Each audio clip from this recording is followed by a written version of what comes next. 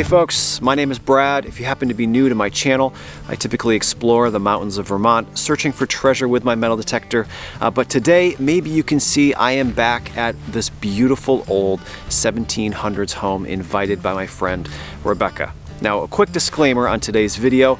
I have been unwell for the last couple months, and today is the first day in a long time I have had a metal detector in my hand. So it's going to be a short 3 or 4 hour hunt for me today, and I'm more than excited to see what we can find here. Now, if this is one of the first of my videos that you've seen, typically I post one of these videos every single Friday. So if you like what you see here today, consider hitting that subscribe button, or just come on back next week. I'm gonna get this metal detector turned on for the first time in a long time. See what we can find. 52.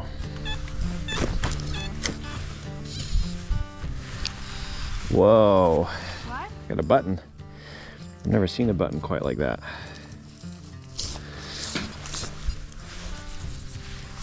Oh, neat. Well, having metal detected this yard 2 times before, we have found several old buttons here.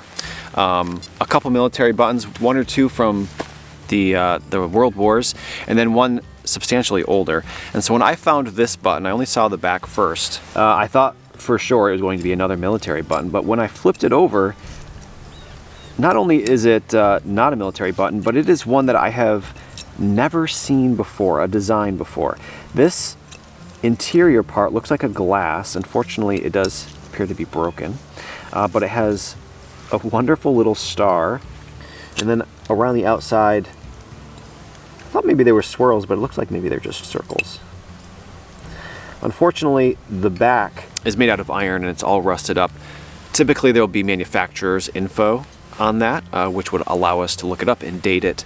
Can't do that, but judging by how it's made, I'm gonna have to guess late 1800s, very early 1900s, civilian button, unless you happen to know better. This star is some significant military design. I don't believe it is. Awesome old button. Not military probably, but a design I have never seen before. Well, Rebecca just called over. You found an axe head here somewhere last time. By the bird bath. By the bird bath, or 2 times ago. Yeah. And you just found another one. Another one. This is a little different though. The other one was more like a, I don't know, was it an awl where they where they use those to split the. It makes me wonder though, if it was a double bitted, if it had 2, and this is the same one. I think do you I still remember? have it. Oh, you here. do? We'll have to match it up later. See yeah. if it matches. And this is but you also found in this? the same hole. Didn't break the glass. No. There's probably more in here. Yeah, this looks really like busy target. Probably 1950s it's or threaded, right? Yeah, yeah. But look how tiny. But yeah, it's like a little cosmetic or bath or Who knows? perfume or perfume maybe. Yeah. Super cool. Maybe I'll find the cap. You just eyeballed it. Yeah. It's awesome. 82. Right up next to this, I guess it's like a retaining wall. Yes. There's a bunch of 83. It's the bag of coins they buried for safekeeping.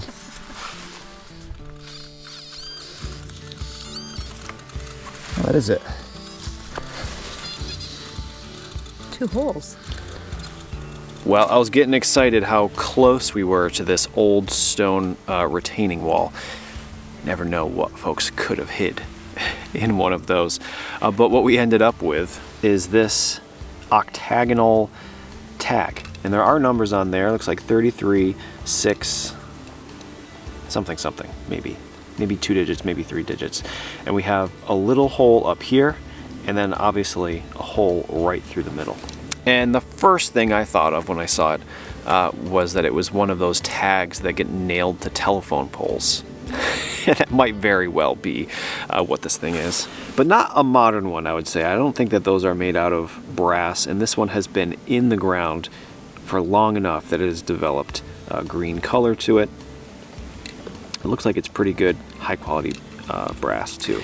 And this building being built in the 1700s and being occupied till present, this certainly isn't from the 1700s, but could it be a worker's tag or a railroad tag or luggage tag from the 1800s?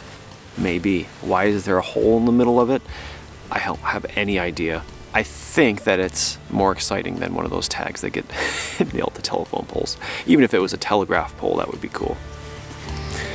If you happen to know, let me know. Old tag, 33-6 something something.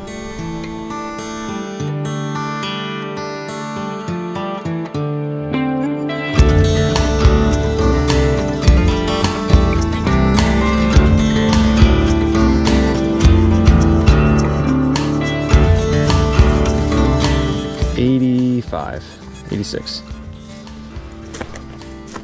Look at the pottery and bricks in this hole. Crazy. No, it's a button. A button. This one, though. Oh, I thought I was going to say it's another military, but it. Oh, there's something on there, actually. Well, we have another button here, and it does appear to be at least over 100 years old, early 1900s, end of the 1800s, and there's a whole bunch of very fancy cursive script. Unfortunately, it does appear to be slightly crushed. So there's definitely an ampersand B, and then I believe the bottom is RR, which I would guess stands for railroad. The question is, what is this first character? Is it a G? Is it a D? That will be very important to figure out so we can identify where this came from. I do believe it is a railroad button though, which isn't that uncommon. We find railroad buttons and pins, luggage tags, things like that pretty regularly. They were obviously a big part of life before everybody had an automobile. We need somebody smarter than us to tell us what that first letter is. Yeah, I think that it is probably a G, right? It's not an A or a B. It could be a really fancy C, I guess. Maybe a fancy T?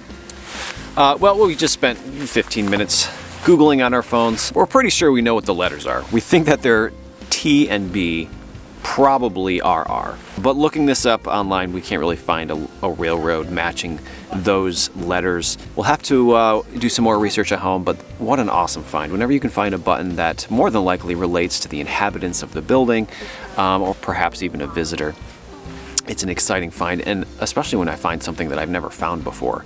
I have found railroad buttons in the past, but never with the script letters like that. So cool. Great, great find.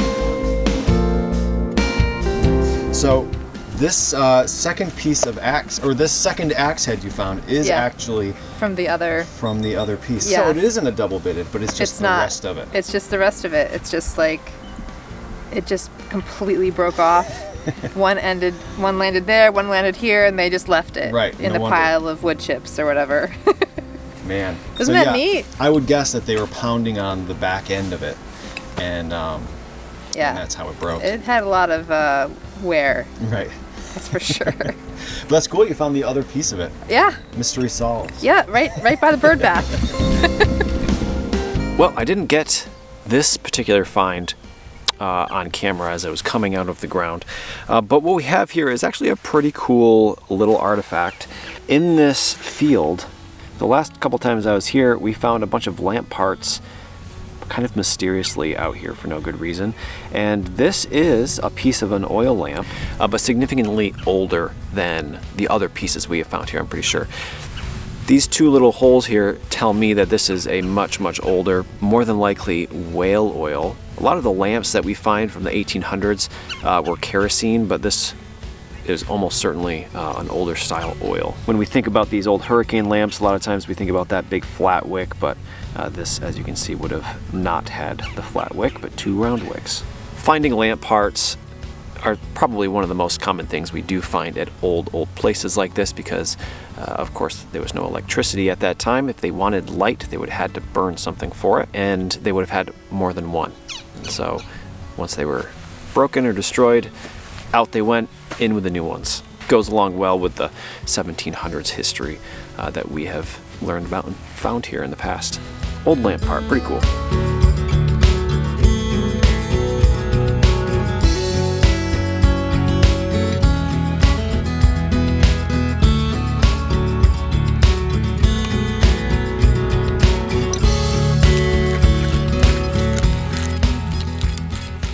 $85, really nice.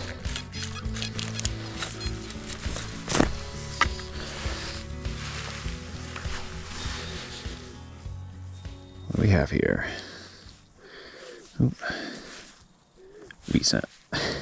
Well, you know what's funny? This hobby of metal detecting.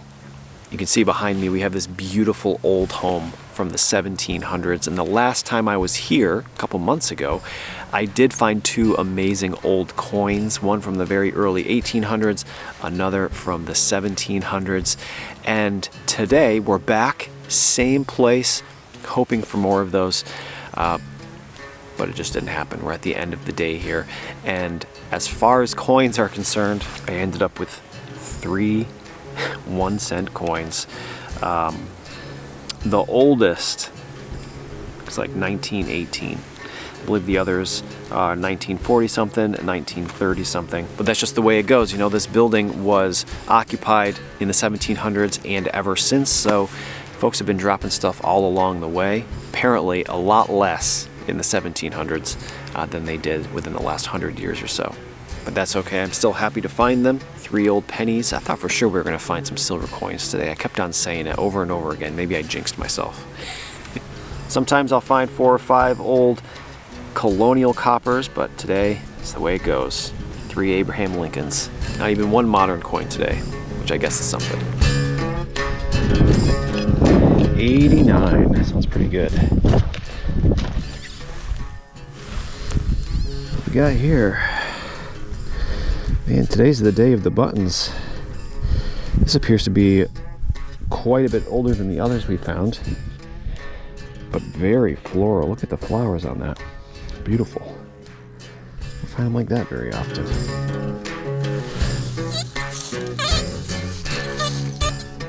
Getting like a 73 very... If it's like wicked diagonal, is that like probably... Wicked diagonal is good. Oh, that's it. Wow. Well, Rebecca had been digging on this target for a while. You know, these pinpointers that we carry around, they don't really differentiate between the good target that your metal detector found and any of the other nails and little pieces of metal that might be in the hole. It just indiscriminately beeps on everything. So sometimes it can take a while to find the thing you're looking for, but together we were able to find this beautiful little mystery object. It's a sheet of brass. So unfortunately it's going to be impossible to be able to tell what this came from, but whatever it did come from was obviously very beautiful. It's been in the ground for a long time. It's developed this slightly green patina, easily into the 1800s, whatever it may be. If you have any guesses, let's hear them for what Rebecca's flower was a part of. Really cool and old for sure. And as I'm looking at it even more, it looks like this over here is not broken. This is not broken. None of this is broken. And this part is. So I don't know if there would have been another one on the other side, if it was part of like a sash buckle or a brooch or something, but it is pretty enough to be worn on a person, I think. Who knows? Maybe one of you know. If you do, let us know. Very cool. All right, folks, well, hey, it's not the end of the day, like I usually say at this point in the video.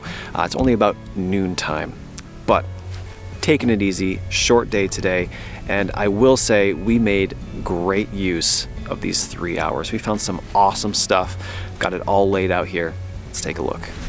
All right, well, here are both mine and Rebecca's treasures. In the way back, we have her axe head, which she found the first piece of it months and months ago, and then the second half of it today. She also found an old, more than likely toiletry bottle not too far away, and this really cool old hook. I mean, could have been used for anything, but the eye of it is small enough it doesn't seem like it was on a chain. Also, this beautiful piece of brass with a flower on it. Just by the construction, it seems like it was pretty old and possibly even worn as jewelry in some capacity. Piece of an old lamp, and by far the most plentiful things found today are buttons. 1, 2, 3, 4, 5 pretty standard old buttons, but we have the 2 stars of the show here, which we're going to come back to in a second. We have this old octagonal tag, which very likely could have been nailed to a telephone pole. Not exactly sure what that is. I'm hoping it's something from a railroad or some kind of worker tag, but I might have to do some more research on that to find out. Only 3 coins today. We have 3 wheat cents ranging from the 19-teens up into the 1940s.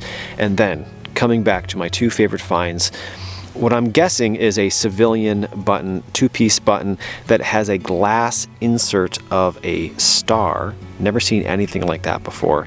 And then by far my favorite, what I am thinking now is the Troy and Boston Railroad button. We're not too far away from Troy today, so that would make a whole lot of sense why we would find that here. All in all, a great half day of metal detecting. All right, folks, well, hey, thanks again for watching. I hope you enjoyed today's video. Another huge thanks to Rebecca for the invitation to this incredible property, and hopefully you'll join me here next Friday for another new video. Thanks again.